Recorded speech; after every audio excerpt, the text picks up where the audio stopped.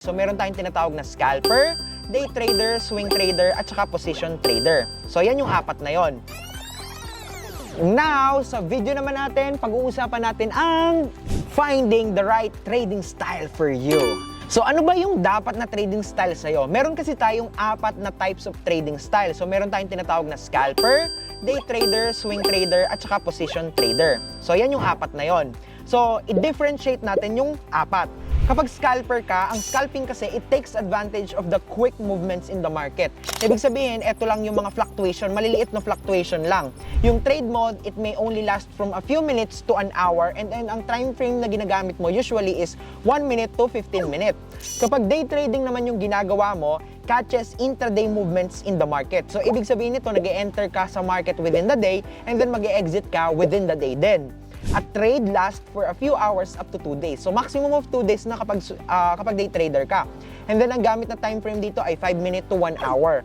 And then swing trading naman aims to catch bigger movements in the market. So yung trade mo naman usually naglalast siya for days up to 2 weeks. So dito nagta-target ka ng mga 50 pips, 100 pips, 150 pips.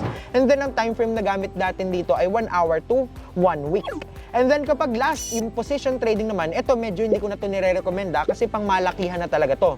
Favors long-term movements than impulse market spikes. So dito usually, fundamentals na ginagamit dito.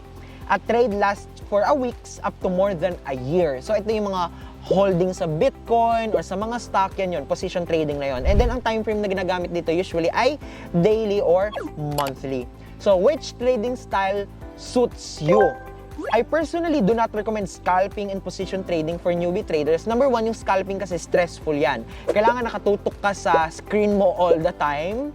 And then yung position trading naman, medyo matagal to. Maiinip ka naman. Sobrang inip naman.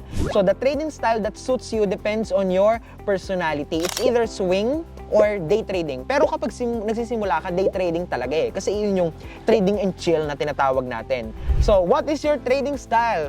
Comment it down para malaman ko. Ako kasi day trader ako, minsan nagsiswing din naman ako. Pwede naman combination ng both.